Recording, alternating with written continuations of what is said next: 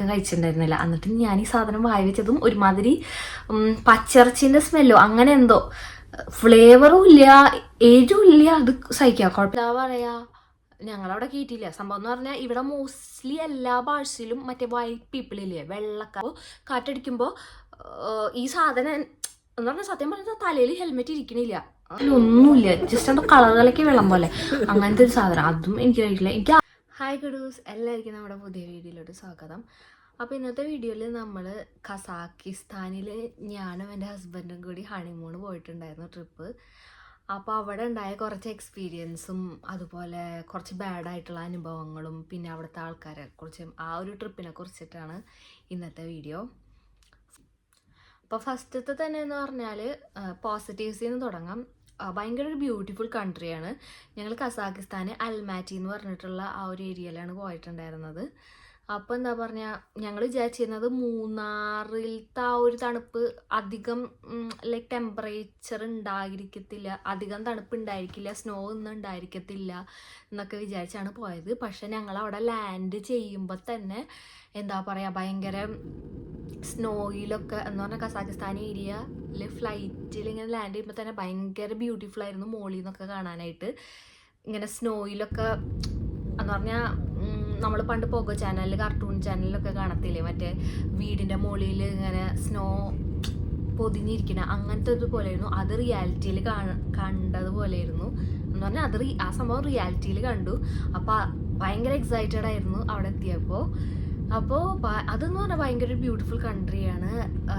സംഭവം അവർക്ക് English, basic English പോലും അറിയത്തില്ല. ഈവൺ എനിക്ക് ഓർമ്മയുണ്ട്, ഞാൻ ഈ ഗ്ലൗസ്, ഹാൻഡ് ഗ്ലൗസ്, തണുപ്പത്ത് ഇടുന്ന ഗ്ലൗസ് ചോദിച്ചപ്പോൾ അവർ മറ്റേ എന്താ പറയുക ബ്രേസ്ലെറ്റോ റിങ്ങോ അങ്ങനെ എന്താണ് എടുത്തു തന്നത്. അതുപോലെ ബേസിക് വേർഡ്സ് പോലും അറിയത്തില്ല. വളരെ റെയർ ആയിട്ടുള്ള ആൾക്കാർക്ക് ഇംഗ്ലീഷ് അറിയത്തുള്ളൂ.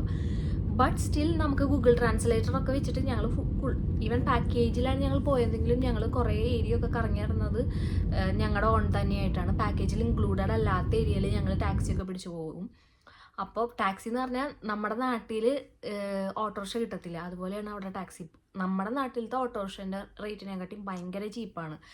പിന്നെ കസാക്കിസ്ഥാൻ ആ കറൻസിന് എന്താ പറയുക, ആ ഒരു സംഭവം എന്ന് പറഞ്ഞാൽ ഭയങ്കര ചീപ്പാണ്. ഞങ്ങളപ്പോൾ ഡോളറായിട്ടാണ് പൈസ കൊണ്ടുപോയിട്ടുണ്ടായിരുന്നത്. അവിടെ നിന്ന് എക്സ്ചേഞ്ച് ചെയ്യായിരുന്നു. അപ്പം അവിടെ എന്ന് പറഞ്ഞാൽ ഫുള്ള് സ്നോ കവേർഡ് അങ്ങനത്തെ ഒരു കൺട്രി ആയിരുന്നു. എന്ന് പറഞ്ഞാൽ അൽമാറ്റിയിൽ അങ്ങനെയായിരുന്നു. അപ്പോൾ എന്താ പറയുക, അവിടുത്തെ ആൾക്കാരെന്നും പറഞ്ഞാലും നല്ലതായിരുന്നു. ഭയങ്കര ഇന്ത്യൻസിനൊക്കെ ഒന്ന് രണ്ട് പേര് ഞങ്ങളെ ഇന്ത്യൻസ് ആണെന്ന് മനസ്സിലാക്കുമ്പോൾ അവർക്ക് പെട്ടെന്ന് ഇന്ത്യൻസിനെ കണ്ടാൽ മനസ്സിലാവുമെന്ന് തോന്നുന്നു. നമ്മളെ നമസ്തേ അങ്ങനെയൊക്കെ പറഞ്ഞിട്ടൊക്കെ നല്ല രസമായിരുന്നു. പിന്നെ അതുപോലെ തന്നെ ഭയങ്കര ഹെൽപ്ഫുള്ളായിട്ടുള്ള ആൾക്കാരാണ്. അങ്ങനെ ഒരു സ്ഥലമാണ്. ബട്ട് എനിക്ക് കുറച്ച് ഒന്ന് രണ്ട് ബാഡ് അനുഭവങ്ങൾ ഉണ്ടായി. അതാണ് ഞാൻ അവിടെ ഷെയർ ചെയ്യാൻ പോണത്. ആയിട്ടുള്ള അനുഭവം എന്ന് പറഞ്ഞാൽ അത് ഞങ്ങൾ പാരാഗ്ലൈഡിങ് പോയായിരുന്നു. അപ്പോൾ ആ ടൈമിൽ എന്താ പറയുക, ഹൈറ്റ് എനിക്ക് പേടിയല്ല, ബട്ട് സ്റ്റിൽ ആ ടൈമിൽ ഇങ്ങനെ പാരാഗ്ലൈഡിങ്ങിനെ കുറിച്ചൊക്കെ നമ്മൾ സെർച്ച് ചെയ്യുമ്പോൾ ഇങ്ങനെ ന്യൂസൊക്കെ വന്നായിരുന്നു.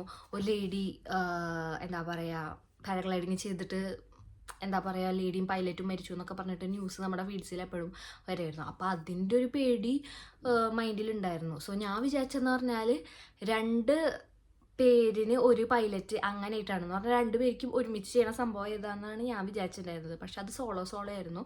പിറ്റെന്താണെന്ന് വെച്ചാൽ എനിക്ക് എന്താ പറയുക നോർമൽ ഷൂസായിരുന്നു. ഞാനൊരു അഡിഡാസിൻ്റെ ഷൂസ് ഇട്ടിട്ടാണ് പോയിട്ടുണ്ടായിരുന്നത്.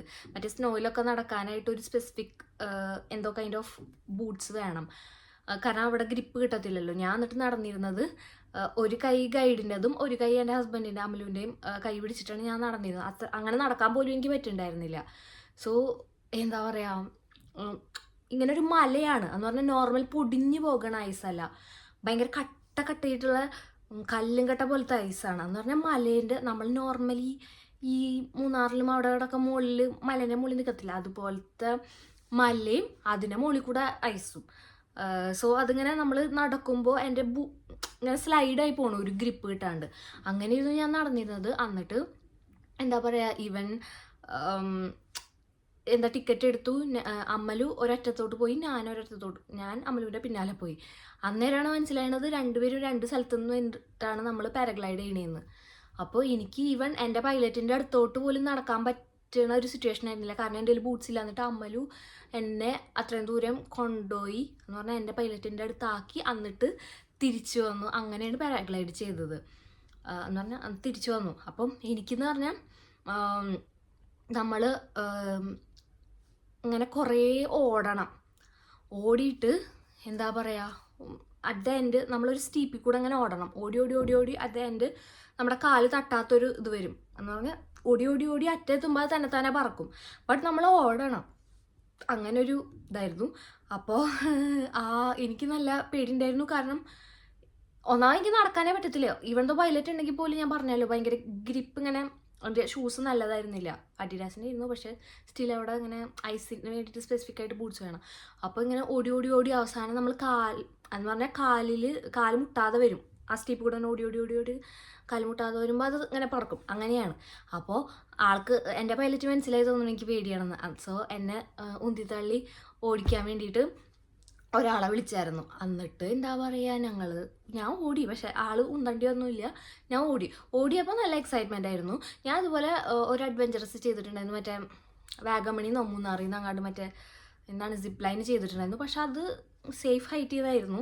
അതുകൊണ്ട് എനിക്ക് പേടിയുണ്ടായിരുന്നില്ല. പിന്നെ എൻ്റെ രണ്ടാമത്തെ അഡ്വഞ്ചറസ് സാധനമാണ് ഇത്. സോ ഫസ്റ്റ് ഇങ്ങനെ കാല് എത്താത്ത സ്ഥലത്തായി അത് ഓടി പറന്നപ്പോൾ കുഴപ്പമുണ്ടായിരുന്നില്ല. ഞാൻ ഒച്ചെടുത്തു. ഭയങ്കര എക്സൈറ്റ്മെൻ്റ് ആയിരുന്നു. അത് കഴിഞ്ഞിട്ടെന്ന് പറഞ്ഞാൽ നമ്മൾ ഓൾറെഡി കസാക്കിസ്ഥാനിലെ ഒരു പീക്ക് മലേൻ്റെ മുകളിലാണ്. ആ മലയെന്നും 3200 മീറ്റർ മുകളിൽ പോകണമാണ്. അപ്പോൾ ഈ പാരഗ്ലൈഡിങ് ചെയ്തത്. അപ്പോൾ നമ്മൾ പാരഗ്ലൈഡിങ് ഓരോ വട്ടം എന്ന് പറഞ്ഞാൽ നേരെ കയറി പോകത്തില്ല. ഐ മീൻ നേരെ പാരഗ്ലൈഡിങ് ചെയ്ത ആ സാധനം മുകളിലോട്ടാക്കത്തില്ല. കുറച്ച് നേരം ഇങ്ങനെ പറക്കും. അത് കഴിഞ്ഞിട്ട് ഇയാളിങ്ങനെ തിരിക്കുമ്പോൾ കുറച്ച് മുകളിൽ പോവും. എന്നിട്ട് കുറച്ച് നേരം അവിടെ പറക്കും. അത് കഴിഞ്ഞ് എഗെയിൻ തിരിക്കും. അങ്ങനെ ആ തിരിക്കുമ്പോഴൊക്കെ എൻ്റെ വയറിൽ എന്താ പറയുക ബട്ടർഫ്ലൈസ് വറക്കണ പോലെയായിരുന്നു. ഭയങ്കര സീനായിരുന്നു. ഭയങ്കര പേടിയായിരുന്നു. ഒച്ചയൊക്കെ എടുക്കണ്ടായിരുന്നു വീട്ടിൽ. എന്നിട്ട് ഞാൻ ആളോട് ചോദിച്ചു, എന്താ പറയുക ഈ ഒരു എന്ന് പറഞ്ഞാൽ ലോ പോയിന്റിൽ തന്നെ പറഞ്ഞ പോലെ മുകളിലോട്ട് പോകേണ്ട ആവശ്യമാണെന്ന് ചോദിച്ചായിരുന്നു. പക്ഷെ ആൾ പറഞ്ഞു അത് സേഫ് അല്ല, മുകളിലോട്ട് പോയാലാണ് സേഫ് ആവുക. അങ്ങനെ പറഞ്ഞു. ആൾ ഭയങ്കര ചില്ലായിരുന്നു. എന്നെ ഭയങ്കര കാമുക്കാക്കിയിരുന്നു. അതിനെ കൂടെ നമ്മൾ വീഡിയോ റെക്കോർഡ് ചെയ്യായിരുന്നു. എന്ന് പറഞ്ഞാൽ അവരൊരു എന്തോ ഒരു സംഭവം ഏതൊരു ക്യാമറ നമുക്ക് തരും. എന്നിട്ട് നമുക്കിങ്ങനെ വീഡിയോ റെക്കോർഡ് ചെയ്യാം. അങ്ങനെയായിരുന്നു. അത് കഴിഞ്ഞ് അങ്ങനെ പോയി 3200 മീറ്റർ മുകളിലെത്തിയപ്പോൾ എന്താ പറയുക, അപ്പോഴത്തേനും എൻ്റെ ചുണ്ടും എൻ്റെ ഐലാഷസൊക്കെ മറ്റേ സിനിമയിലൊക്കെ കാണത്തില്ലേ, മീൻസ് ഐസ് വന്ന് പൊതിയണ അത്രയും നമ്മൾ മുകളിലോട്ട് ഇങ്ങനെ കയറി പോയല്ലേ. ഐലാഷസൊക്കെ ഇങ്ങനെ എന്താ പറയുക സ്നോ വന്ന് പൊതിയ അങ്ങനത്തെ രീതിയിലായി. എനിക്ക് സത്യം പറഞ്ഞാൽ മരവിച്ചിട്ട് ബോഡി പെയിൻ ചെയ്യാൻ തുടങ്ങി. അമ്മാതിരി തണുപ്പായിരുന്നു. എനിക്ക് ഏറ്റവും പേടി എന്താണെന്ന് പറഞ്ഞാൽ ഞാൻ ഹെൽമെറ്റ് മര്യാദക്ക് ഇട്ടുണ്ടായിരുന്നില്ല. ഞാനൊരു തല തണുക്കാണ്ടിരിക്കാൻ വേണ്ടി ഒരു സാധനം ഇട്ടുണ്ടായിരുന്നു. അതിൻ്റെ മുകളിൽ കൂടെ ആയിരുന്നു ഹെൽമെറ്റ് ഇട്ടിട്ടുണ്ടായിരുന്നത്. അപ്പോൾ എന്താ പറയുക ഈ കാറ്റടിക്കുമ്പോൾ നമ്മളിങ്ങനെ മുകളിലോട്ട് ഇങ്ങനെ പോയിക്കൊണ്ടിരിക്കുകയല്ലേ. അപ്പോൾ കാറ്റടിക്കുമ്പോൾ ഈ സാധനം എന്ന് പറഞ്ഞാൽ സത്യം പറഞ്ഞാൽ തലയിൽ ഹെൽമെറ്റ് ഇരിക്കണില്ല, മുടി ഫുള്ള് പുറത്തായിരുന്നു. അത് ഞാനിവിടെ വീഡിയോ എടുക്കുക, അത് കാണുമ്പോൾ മനസ്സിലാവും. സോ ഞാൻ ചിന്തിക്കണമെന്ന് പറഞ്ഞാൽ അയ്യോ അങ്ങനെ താഴെ വീഴുവാണെങ്കിൽ തലക്കൊന്നും പറ്റില്ലല്ലോ, അല്ലെങ്കിൽ അങ്ങനെ താഴെ വീഴാൻ പോവുകയാണെങ്കിൽ പെട്ടെന്ന് എടുത്ത് ഹെൽമെറ്റ് വെക്കാൻ ആ ഒരു ഗ്യാപ്പ് ഉണ്ടാവില്ല. അതൊക്കെയാണ് ഞാൻ ആലോചിക്കുന്നത്. പിന്നെ കുറേ മുകളിലോട്ടായപ്പോൾ നമ്മൾ എന്താ പറയുക കയ്യിലിപ്പോൾ കുറച്ച് ഉറുമ്പിനെ എടുത്ത് വെക്കത്തില്ലേ, അപ്പം നമുക്ക് ഇങ്ങനെ കാണുന്ന അതുപോലെ ഇരുന്നു മനുഷ്യന്മാരെ കണ്ടിരുന്നത്. അവിടെ കുറേ പേര് സ്കേറ്റിംഗ് ഒക്കെ ചെയ്യാൻ വേണ്ടി ഉണ്ടായിരുന്നു. അപ്പോൾ അതുപോലെ ഇരുന്നു മനുഷ്യന്മാരെ കണ്ടിരുന്നു. അത്രയും ദൂരത്തിൽ പോയിരുന്നു. അങ്ങനെ പോയി. അത് കഴിഞ്ഞിട്ട് എന്താ സംഭവിച്ചതെന്ന് വെച്ചാൽ അമലുവിന് അഡ്വഞ്ചറസ് ആയിട്ടുള്ള റൈഡ് വേണമെന്ന് പറഞ്ഞു. അന്നേരം ഇവൻ എന്താ പറയുക ഇങ്ങനെ അവനെ കുറേ ഇങ്ങനെ ചെയ്തായിരുന്നു, ട്വിസ്റ്റ് ചെയ്തും ടേൺ ചെയ്തും. പിന്നെ ഈ സാധനമില്ലേ പറക്കണ പാരച്യൂട്ട് പോലത്തെ സാധനം, അതും അവനും പാരലായി വരുന്ന രീതിയിലൊക്കെ ആക്കി വീണ രീതിയിലൊക്കെ ആക്കിയെന്നാണ് അവൻ പറഞ്ഞത്. അവൻ്റെ ഫുട്ടേജ് ഡിലീറ്റ് ആയിപ്പോയി എക്സ്ട്രീം തണുപ്പ് കാരണം, ക്യാമറ വർക്ക് ചെയ്യാണ്ട്. എന്നിട്ട് ഇവനെ അഡ്വഞ്ചറസ് ആയിട്ട് വളങ്ങളൊക്കെ ചെയ്തു. അപ്പോൾ സേഫ് ലാൻഡിങ് ചെയ്യണ സ്ഥലത്തോട്ട് പിന്നെ എനിക്ക് വരാൻ പറ്റില്ല, കയറാൻ പറ്റണത് ഇച്ചിരി റിസ്ക്കാണ്. അപ്പോൾ ഇവനെ വേറെ സ്ഥലത്ത് ഇറക്കിയത്. എന്നെ സേഫ് ലാൻഡിങ് ചെയ്തു, സെറ്റായിരുന്നു. വിറ്റ് എന്താണെന്ന് വെച്ചാൽ എൻ്റെ മൊബൈൽ അമ്മലുവിൻ്റെ കയ്യിലായിരുന്നു. എൻ്റെ മൊബൈലും സംഭവങ്ങളൊക്കെ അമ്മലുവിൻ്റെ കയ്യിലും. അമ്മലുവിൻ്റെ ബാഗ്, ഒരു വലിയ ബാഗ്, അത് നമ്മുടെ പുറത്ത് നമ്മുടെ പൊസഷൻസ് ഇടാനൊക്കെ ഒരു സംഭവം തരും, അതിൻ്റെ അകത്തായിരുന്നു അമ്മലുവിൻ്റെ ബാഗ്. ഞാൻ ഞാൻ ലാൻഡ് ചെയ്തപ്പോൾ ആൾ പറഞ്ഞു കേബിൾ കാർ എന്ന് പറഞ്ഞാൽ നമുക്ക് ആ ഒരു പാരഗ്ലൈഡിങ് ചെയ്യുന്ന പോയിന്റിൽ എത്തുമ്പോൾ കേബിൾ കാർ പിടിച്ചിട്ടാണ് വരാം. അപ്പോൾ ആ കേബിൾ കാർ പിടിച്ച് താഴെ പോയാൽ മതി, ഇവനിവിടെ വെയിറ്റ് ചെയ്യണ്ടെന്ന് പറഞ്ഞു. കേബിൾ കാർ എവിടെ കിട്ടാന്ന് എനിക്കറിയത്തില്ല. എന്നിട്ട് ഞാൻ എന്താ പറയുക, ഈ ബാഗും അമലുവിൻ്റെ ബാഗ് പിടിച്ചിട്ട് കുറേ നടന്നു മീൻസ് എനിക്കറിയത്തില്ല ഇത് എവിടെ കേബിൾ കാർ, അറിയത്തില്ല. ഇവനെ കോണ്ടാക്ട് ചെയ്യാനാണെങ്കിൽ ഫോണില്ല. അപ്പോഴാണെങ്കിൽ ഞാൻ ടയേർഡല്ല, ഞാൻ പറഞ്ഞില്ലേ അത്രയും മുകളിലോട്ട് പോയതുകൊണ്ട് എൻ്റെ ഈ ലാഷസിലൊക്കെ ഐസ് വന്ന് കിടക്കണം, അങ്ങനത്തെ ഒരു ഫീൽ ആയിരുന്നു. മുഖത്തൊക്കെ ഭയങ്കര ഐസി ഫീലിംഗ് ആയിരുന്നു. എനിക്ക് ബോഡി പെയിൻ ആവാൻ തോന്നും, തണുത്ത് മരയിച്ചിട്ട് ബോഡി പെയിൻ ചെയ്യാൻ തുടങ്ങി, അതുപോലെ ബ്രീത്തിങ് ഇഷ്യൂസ് വരാൻ തുടങ്ങി. അത്രയും മുകളിലോട്ട് പോയതല്ലേ. അപ്പോൾ എന്താ പറയുക, ഞാൻ എന്നിട്ട് ഈ ബാഗും പിടിച്ച് നടക്കാം കേബിൾ കാറിൻ്റെ അന്വേഷിച്ചിട്ട്. ഇതെന്താണെന്ന് വെച്ചാൽ എനിക്ക് വല്ലാണ്ട് പാനിക്കൊന്നും കാര്യങ്ങളൊന്നും ഉണ്ടായിരുന്നില്ല. ബട്ട് സ്റ്റിൽ ഞാൻ എങ്ങനെ ഇവനെ കണ്ടുമുട്ടും, എൻ്റെ കയ്യിൽ എൻ്റെ മൊബൈലില്ല, പിന്നെ എനിക്കാണെങ്കിൽ ഇങ്ങനത്തെ ഇഷ്യൂസും വരുന്നു. എന്നിട്ട് എനിക്ക് ആ ടൈം ഭയങ്കര വിഷമമായി. കാരണം ആ സ്ഥലത്തോട്ട്, ആ പൈലറ്റിൻ്റെ അടുത്തോട്ട് എത്തിക്കാൻ വരെ അമലുവാണ് എൻ്റെ കൂടെ ഉണ്ടായിരുന്നത്. ഞാൻ രണ്ട് കൈയും അമലുവിൻ്റെയും ഗൈഡിൻ്റെയും കൈ പിടിച്ചിട്ടാണ് നടന്നിരുന്നത്. അത്രയും നടക്കാൻ പറ്റുന്നുണ്ടായിരുന്നില്ല. ഞാനിപ്പോൾ ഒറ്റക്ക് മല കയറിക്കൊണ്ടിരിക്കാം, അങ്ങാനും പരണ്ട് വീണാൽ ഒരാൾ ഹെൽപ്പില്ല. അപ്പോൾ അതൊക്കെ ആലോചിച്ചിട്ട് എനിക്ക് ചെറിയ വിഷമമൊക്കെ വന്നു. എന്താ ഞാൻ എന്നെ തന്നെ ഡിപ്പെൻഡ് ചെയ്യണ ഒരു സിറ്റുവേഷൻ അല്ല എന്നൊക്കെ വെച്ചിട്ട് വിഷമം വന്നു. അത് കഴിഞ്ഞിട്ട് ഞാൻ അങ്ങനെ ബ്രീത്ത് ഇഷ്യൂ എങ്ങനെ ശ്വാസം മുട്ടണ പോലെ ഉണ്ടായിരുന്നു. അപ്പോൾ ഒരു ഋഷിക്കാരി വന്നിട്ട് എന്നോട് ചോദിച്ചു എന്തെങ്കിലും ഹെൽപ്പ് വേണോ ചോദിച്ചു. അപ്പോൾ ഞാൻ അങ്ങനെ സംസാരിച്ച് ഇങ്ങനെ ഇതായി സെറ്റായി. പിന്നെ ആ പുള്ളിക്കാരി എന്നെ ഹെൽപ്പ് ചെയ്യാൻ വേണ്ടിയിട്ട് ഇനീഷ്യേറ്റീവ് എടുത്തു. ഞാൻ ഹെൽപ്പ് വേണമെന്നൊന്നും അങ്ങോട്ട് പറഞ്ഞില്ല. ആ പുള്ളിക്കാരി എന്നെ വന്നു, എന്താ പറയുക, നമ്മൾ സംസാരിച്ചു. അപ്പോൾ പുള്ളിക്കാരി ആളുടെ നമ്പറിൽ നിന്ന് അമലുവിനെ വിളിക്കാൻ പറഞ്ഞു. പക്ഷേ എനിക്ക് അവൻ്റെ കസാഖിസ്ഥാൻ നമ്പർ അറിയത്തില്ലായിരുന്നു. അപ്പോൾ ഞാൻ എന്താ ചെയ്തതെന്ന് വെച്ചാൽ, ഞാൻ ദുബായിലുള്ള എൻ്റെ ബ്രദറിൻ്റെ, എനിക്ക് ആകെ അറിയുന്ന ഒരു നമ്പർ എന്ന് പറഞ്ഞാൽ ദുബായിലുള്ള എൻ്റെ ബ്രദറിൻ്റെ നമ്പറാണ്. അതെന്താണെന്ന് വെച്ചാൽ ആ സിം ഞാൻ മുന്നേ യൂസ് ചെയ്തിട്ടുണ്ട്. അത് കഴിഞ്ഞിട്ട് പിന്നീട് അവന് കൊടുത്തതാണ്. അപ്പോൾ ഞാൻ ആ നമ്പറിലോട്ട് വിളിച്ചു. പക്ഷെ ഞാൻ വിളിക്കുകയല്ല, വാട്സപ്പ് ചെയ്തപ്പോൾ ഞാൻ ഒരിക്കലും വിചാരിച്ചില്ല അവനത് ഇതാക്കുന്നു. കാരണം സ്ട്രേഞ്ചേഴ്സിൻ്റെ നമ്പറാണല്ലോ. അപ്പോൾ അതും എന്താ ഇവിടെ ഒരു അതിരാവിലെ നേരത്തെ ആ ടൈമൊക്കെ അവനെ എടുക്കുമോ, അത് സ്ട്രേഞ്ചറിൻ്റെ നമ്പർ കണ്ട് എടുക്കുമോന്നൊന്നും എനിക്കറിയില്ലായിരുന്നു. പക്ഷെ അവനത് എടുത്തു. അതുകൊണ്ട് എന്തോ ലക്കിലി. എന്നിട്ട് പിന്നെ ഞാൻ അവനായിട്ട് ചാറ്റ് ചെയ്തു. അമലുവിൻ്റെ കസാഖിസ്ഥാൻ നമ്പർ അവൻ വാട്സപ്പ് ചെയ്ത് തന്നു. അത് കഴിഞ്ഞിട്ട് ഞാൻ അമലുവിനെ വിളിച്ചു. അപ്പോൾ അവൻ എവിടെ നിൽക്കണേന്നൊക്കെ പറഞ്ഞു. എന്നിട്ട് അങ്ങനെ മീറ്റ് ചെയ്തു. അതിൻ്റെ ഇടയിൽ ഞാൻ ആ ഋഷിക്കാരനായിട്ട് ഭയങ്കര കമ്പനിയായി. എന്താ പറയുക, ആ പുള്ളിക്കാരിയാണെങ്കിൽ ബ്രേക്കപ്പ്, അതിൻ്റെ ബോയ് ഫ്രണ്ടിനായിട്ട് ബ്രേക്കപ്പായിട്ട് കറങ്ങാൻ വേണ്ടി വന്നിരിക്കുക. എന്നിട്ട് ഞാൻ അങ്ങനെ ചോദിച്ചു എന്താ എന്നോട് ഇങ്ങനെ ഹെൽപ്പ് ചെയ്യാൻ അങ്ങനെ ഇത് ചോദിച്ചതെന്ന് പറഞ്ഞപ്പോൾ അത് പറഞ്ഞു, എന്താ പറയുക, ഞാൻ പോയിരുന്നപ്പോൾ ഒരു ലേഡിയും ഒരു മെന്നും, ഞാൻ പോയത് എപ്പോഴുമാണ്, തിരിച്ചു വന്നത് ഒരു 40 minutes ആണ്. അത്ര നേരം അവരുണ്ടായിരുന്നു അവിടെ, അതുകൊണ്ട് ഭാഗ്യം. എന്നാലും ഞാൻ പോയത് ഒരു ലേഡിയും ഒരു മെനും, മീൻസ് ഗൈഡിൻ്റെയും അമലുവിൻ്റെ കൂടെയാണ് പോയത് കണ്ടത്. ബട്ട് തിരിച്ചു വരുമ്പോൾ ഞാൻ ഒറ്റയ്ക്ക് വരണം, അപ്പോൾ ഹെൽപ്പ് വേണമെന്ന് തോന്നി, അതുകൊണ്ട് ചോദിച്ചതാന്ന് പറഞ്ഞു. മീൻസ് അത്രയും നേരം ആ പുള്ളിക്കാരി അപ്പോഴേ എന്നെ നോട്ടീസ് ചെയ്യണ്ടായിരുന്നു. അത് കഴിഞ്ഞിട്ടും അത്രയും 40 minute കഴിഞ്ഞിട്ട് ആ പുള്ളിക്കാരി ലൈക്ക് എന്നെ ഫേസോ എന്തെങ്കിലും റിമെമ്പർ ചെയ്ത്, അതുകൊണ്ട് രക്ഷപ്പെട്ടു. എന്നിട്ട് പിന്നെ ഞങ്ങൾ മീറ്റ് ചെയ്തു. പിന്നെ എന്താ പറയുക, മൊബൈല് അമലുവിൻ്റെ കയ്യിൽ കൊടുക്കണ പരിപാടി നിർത്തി. എൻ്റെ മൊബൈൽ ഞാൻ തന്നെ വിളിക്കും. അങ്ങനെ അതായിരുന്നു ഫസ്റ്റത്തെ സംഭവം. അത് പക്ഷെ എനിക്ക് പാനിക്കൊന്നും ആയിട്ടുണ്ടായിരുന്നില്ല. ബട്ട് നല്ലൊരു ഇനിയിപ്പോൾ അങ്ങനെ ലോസായി പോയാൽ എന്താ പറയുക, ഇങ്ങനെ മാനേജ് ചെയ്യാണ്ട് അങ്ങനെ ഓടിച്ചു. സെക്കൻഡ് സംഭവം എന്ന് പറഞ്ഞാൽ, സെക്കൻഡാമത്തെ എൻ്റെ ബാഡ് എക്സ്പീരിയൻസ് എന്ന് പറഞ്ഞാൽ അവിടുത്തെ ബാഴ്സാണ്. അവിടെ എന്ന് പറഞ്ഞാൽ നമ്മുടെ സൗത്ത് കൊറിയയില്ലേ, അതുപോലെയൊക്കെ തന്നെയാണ്. എല്ലാ സ്ഥലത്തും ഓൾമോസ്റ്റ് ഡ്രിങ്ക്സ് കിട്ടും. കാരണം അവിടെ ഭയങ്കര ലോ ടെമ്പറേച്ചർ ആണല്ലോ, ഫുള്ള് സ്നോ ആണല്ലോ. അപ്പോൾ ആൾക്കാർക്ക് സർവൈവ് ചെയ്യാൻ വേണ്ടിയിട്ട് ഡ്രിങ്ക്സ് വേണം. അപ്പോൾ എല്ലാ കടയിലും ഡ്രിങ്ക്സ് ഉണ്ടാവും. മോസ്റ്റ്ലി അവിടെ റെസ്റ്റോ ബാർസും അങ്ങനത്തെ സംഭവങ്ങളൊക്കെയാണ്. അപ്പോൾ നമ്മളിങ്ങനെ ബാഴ്സ് ട്രൈ ചെയ്തപ്പോൾ എന്ന് പറഞ്ഞാൽ എന്താ പറയുക, അപ്പോൾ നമ്മളിങ്ങനെ ബാഴ്സ് ട്രൈ ചെയ്തപ്പോൾ എന്ന് പറഞ്ഞാൽ ഇങ്ങനെ റിവ്യൂസ് നോക്കുമല്ലോ, ഏത് വേറെ നല്ലതെന്നൊക്കെ അറിയാനായിട്ട്. അപ്പോൾ റിവ്യൂസ് നോക്കുമ്പോൾ ചില ബാഴ്സിനൊക്കെ എന്താ പറയുക, ഭയങ്കര ബാഡ്, റേസിസ്റ്റ് ആണ്. ഇന്ത്യൻസൊക്കെ കമൻറ്റ് ചെയ്തിട്ടുണ്ടായിരുന്നു, റേസിസം ഭയങ്കരമായിട്ടുണ്ട്, അങ്ങനെയാണ് ഇങ്ങനെയാണെന്നൊക്കെ പറഞ്ഞിട്ട് കുറേ ഇന്ത്യക്കാർ കമൻറ്റ് ചെയ്തിട്ടുണ്ടായിരുന്നു. അപ്പോൾ അപ്പോൾ ഞങ്ങൾ അവിടെ പോയില്ല. പിന്നെ ഒരു നല്ല റിവ്യൂ കിട്ടണ പോയി. അവിടെ പോയപ്പോൾ എന്ന് പറഞ്ഞാൽ എന്താ പറയുക, ഞങ്ങളവിടെ കയറ്റിയില്ല. സംഭവം എന്ന് പറഞ്ഞാൽ ഇവിടെ മോസ്റ്റ്ലി എല്ലാ ഭാഷയിലും മറ്റേ വൈറ്റ് പീപ്പിളില്ലേ, വെള്ളക്കാർ, അവരെ എന്ന് പറഞ്ഞാൽ അവിടെ ഇരിക്കുന്ന ആൾക്കാരെ ഡിപ്പെൻഡ് ചെയ്തിട്ടാണ് അവർ സ്റ്റാൻഡേർഡൊക്കെ തീരുമാനിക്കണത് തോന്നുന്നു. എന്ന് പറഞ്ഞാൽ വെള്ളക്കാരെ മാത്രമേ ഇരുത്തത്തുള്ളൂ, ബ്രൗൺ സ്കിൻ ആയിട്ടുള്ള ആൾക്കാരെ ഇരുത്തത്തില്ല. അപ്പോൾ എന്താ പറയുക, അവർ ഞങ്ങളോട് അവിടെ കുറേ സീറ്റ്സും കുറേ ഫ്രീ ആയിരുന്നു. അത് അത്ര വലിയ ബാറൊന്നും ആയിരുന്നില്ല, 5 സ്റ്റാർ ബാറൊന്നും ആയിരുന്നില്ല. ബാറല്ല, റെസ്റ്റോറൻറ്റും ബാർ കൂടിയിട്ട്. ബട്ട് സ്റ്റിൽ എന്താ പറയുക, കുറേ തന്നെ. അപ്പം ഇവർ പറഞ്ഞു, ഒരു ലേഡിയാണ് വന്ന് പറഞ്ഞത്, എന്താ പറയുക ഇവിടെ സീറ്റ് അവൈലബിൾ അല്ല, സോ സോറി എന്ന് പറഞ്ഞു. അത് പറയാൻ വരെ മീൻസ് ഞാൻ പറഞ്ഞല്ലോ ഇംഗ്ലീഷ് ഒന്നും അറിയത്തില്ല, ജസ്റ്റ് ഒരു വേർഡ്സ്, ചെറിയ ചെറിയ വേർഡ്സ് പോലും അറിയത്തില്ല. ഇവർ ഗൂഗിൾ ട്രാൻസ്ലേറ്റ് ചെയ്തിട്ടാണ് അതുവരെ പറഞ്ഞത്. പക്ഷെ ആ പുള്ളിക്കാരനെ കാണാൻ വൻ സെറ്റപ്പായിരുന്നു, നല്ല എന്താ K-pop ഐഡൽ പോലൊക്കെ ഇരുന്നു കാണാനായിട്ട്. പക്ഷേ ഇംഗ്ലീഷ് അറിയത്തില്ല.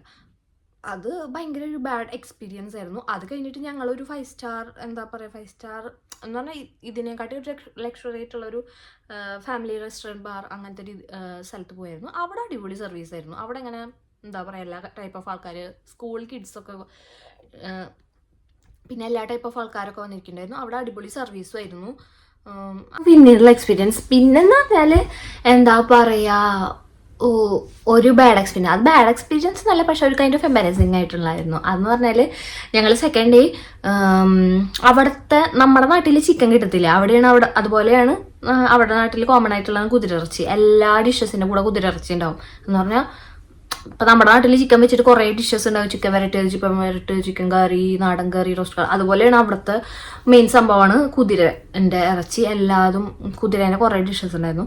അപ്പോൾ ഫസ്റ്റ് ഡേ ഞങ്ങൾ വന്നപ്പോൾ ഇങ്ങനെ സ്റ്റീക്ക് പോലത്തെ സംഭവം കുതിരൻ്റെ, അതൊന്നും കുഴപ്പമുണ്ടായിരുന്നില്ല. പുതിയ അവിടുത്തെ കൺട്രി ലോക്കൽ ഡിഷസ് ഒക്കെ ട്രൈ ചെയ്യാൻ ഭയങ്കര ഇൻട്രസ്റ്റ് ആയിരുന്നു. അപ്പോൾ അവിടുത്തെ കുതിരേൻ്റെ എന്തോ ഒരു സ്റ്റീക്ക് പോലത്തെ സാധനം അത് കഴിച്ചായിരുന്നു. അത് പക്ഷെ നല്ല ടേസ്റ്റ് ഉണ്ടായിരുന്നു. അത് കഴിഞ്ഞിട്ട് എന്താ പറയുക, എന്തുട്ടായിരുന്നു, ഒരു സൂപ്പ് പോലത്തെ കുതിരൻ്റെ ഇറച്ചി, അതിൻ്റെ കൂടെ ഒരു ഗാർലിക് ബ്രെഡ് പോലത്തെ സാധനം ഉണ്ടായിരുന്നു. അതും കുഴപ്പമില്ലായിരുന്നു, അത് മുക്കി കഴിക്കാം, എഡിബിളായിരുന്നു. എന്ന് പറഞ്ഞാൽ ഭയങ്കര ടേസ്റ്റ് അല്ല, ഭയങ്കര ഫ്ലേവർഫുള്ളും അല്ല, പക്ഷെ സ്റ്റിൽ എഡിബിളായിരുന്നു. അപ്പോൾ ഈ എന്താ പറയുക, ഈ സെക്കൻഡ് ഡേ വന്നപ്പോൾ ബൽസമാക്കുന്ന എന്തോ പറഞ്ഞിട്ടൊരു സാധനമുണ്ട്. അതാണ് അവിടുത്തെ ലോക്കൽ ഫുഡ് എന്ന് പറഞ്ഞാൽ.